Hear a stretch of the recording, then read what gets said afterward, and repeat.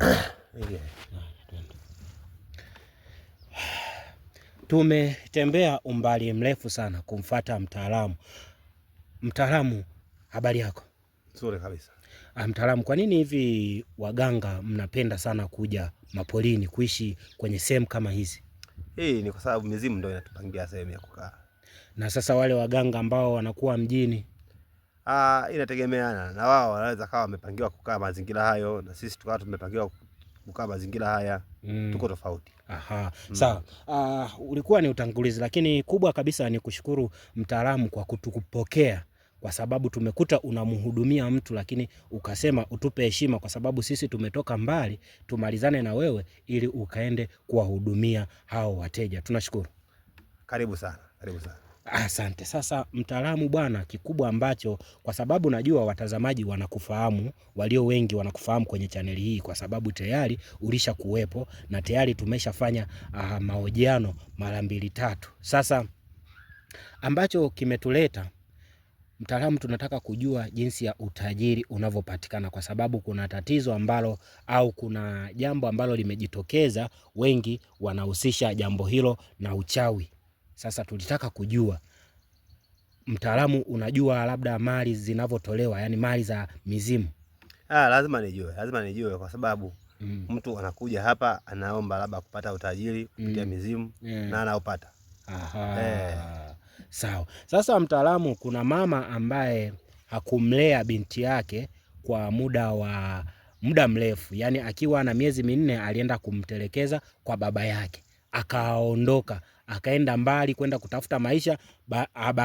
Baadaye akarudi ameshakuwa tajiri.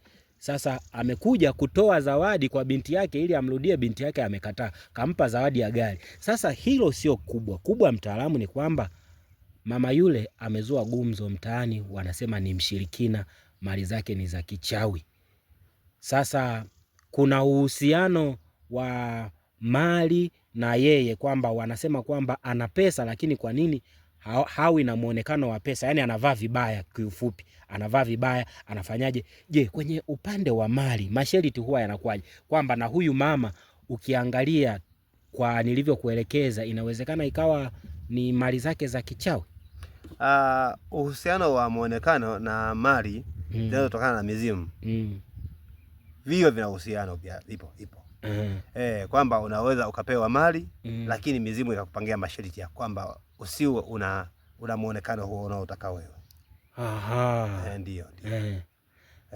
Sawa. Na kwa sababu wengi wanasema kwamba yule mama ni mchawi, sijui huwa analala na majoka ndio maana anapata mali. Je, nyoka na utajiri vinahusianaje? Inawezekana kwa sababu unapopewa dawa utapewa dawa na ukaenda kuitumia nyumbani lakini kwa wakati ukipewa itakuwa kama dawa, lakini utaenda kuona kwamba kumbe ni nyoka ukishakuwa kwenu. Kuona wewe huwa unatoa kwa sababu unakuwa ulishaambiwa kwamba chochote utakachokiona usikiogope.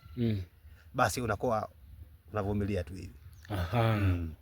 Kwa hiyo uhusiano wa huyo mtu, muonekano wake na mali alizonazo inaweza kawa ni kweli kwamba ana hela labda ni ya mizimu ila tu pengine mizimu alipewa masharti ya kwamba asiwe ananunua labda nguo, kwa sababu mizimu nayo inapokupangia masharti inaangalia wakati mwingine huwa inaenda kinyume na kile unachokipenda wewe.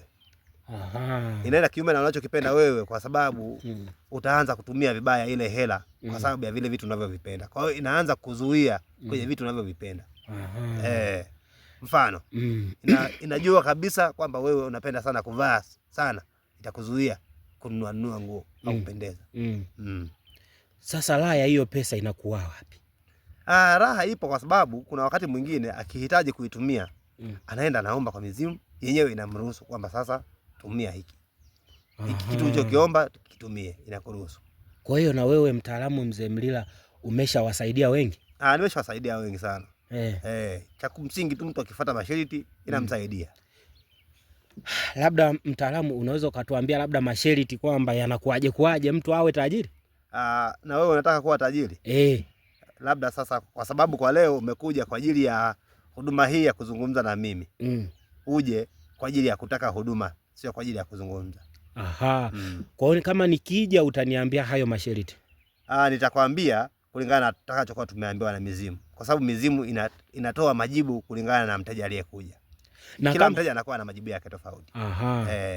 Na kama mimi ukaniambia masharti nikayashindwa, au mtu akaambiwa masharti ya hizo utajiri akashindwa, anaruhusiwa kuondoka, au ndo kwamba ukishajua siri wewe umeshakuwa miongoni mwa watu? Unapokuwa umeamua kuja hapa kwa ajili ya kufanya hilo, umeshajitoa katika swala hilo. Kwa hiyo ukishakubali tu kuhudumiwa na ukapewa masharti, lazima uyatimize. Unaweza au uwezi, inatakiwa uyatimize. Kwa hiyo ukisha kuja umekuja. Mbona unanitisha? Hapana, sio kukutisha. Ila sasa utakuwa mizimu imekuja imekukagua, umepewa masharti, inamaanisha tayari siri za masharti hayo unakuwa umeshazijua tayari.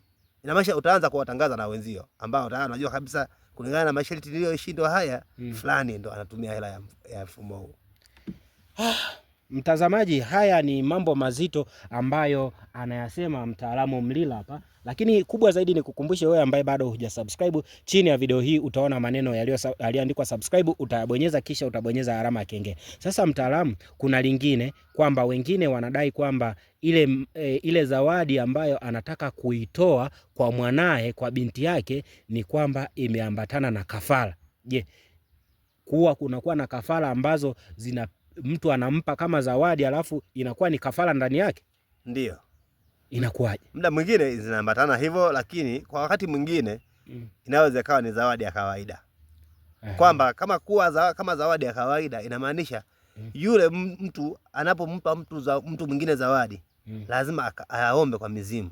Kwamba labda yeye amevutiwa na kupatia zawadi wewe, anaomba kwenye mizimu yake, na yenyewe inamruhusu kwamba katoe, anatoa.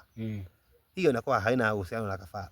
Lakini kama anakuwa ameamua kwamba atoe kafara kwa mfumo huo, yeye ataelezea mizimu kile kitu anataka kukifanya, atanuia mambo yake hapo, atakupatia zawadi. Kwa hiyo inaweza ikawa ni kafara au pia inaweza ikawa ni zawadi. Ndio. Mtazamaji, ni mambo mazito ambayo anatuambia mtaalamu hapa kwamba hii zawadi ambayo amepewa Ashura pengine ikawa ni zawadi ya kawaida au ikawa ni kafara, na kukataa kuna zuia kafara. Ndio. Kwa hiyo ukikataa tu umezuia. Kama kafara yake ilikuwa inaingia kupitia hiyo zawadi, tayari atakuwa ameizuia yeye. Mtazamaji, ni mambo mazito sana ambayo yanaendelea hapa. Na mtaalamu, kuna swala lingine ambalo labda mtazamaji angetaka kujua, kwa sababu huyu mama yake na huyu mama ambaye ametoa zawadi ambaye ni mama yake na Ashura pia, baada ya kupata yule mtoto hajapata mtoto mwingine tena mpaka leo hii. Ana miaka 25 toka amempata yule mtoto wa binti yake wa kwanza, hajapata mtoto mwingine tena. Je, hiyo inaweza ikawa inahusisha na kwamba ametoa kafara kizazi? Inawezekana hiyo. Kwa sababu muda mwingine mtu anaweza akapewa dawa lakini mizimu haitaki aendelee kuzaa tena. Kwa sasa hiyo ndo ikawa ni sehemu ya kafara yako. Kwamba wakati mwingine anapewa masharti kwamba utakuwa unafanya hiki unafanya hiki, yeye anakuwa tu amepewa sharti kwamba utakuwa uzai tena. Sasa hapo na raha ya mali inakuwa wapi kama huna watu wanaoimiliki? Kila mtu anakuwa anajua raha yake ya mali, kwamba anataka, sababu mwingine anakuwa ni binafsi, kama anataka amiliki yeye peke yake, ndo anaona ni raha yake hiyo. Mtazamaji, haya ni mazito ambayo anayasema mtaalamu. Sasa mtaalamu, naona sisi tukuache uende kuendelea kuwahudumia watu ambao tumewakuta hapa. Karibu sana, karibuni sana.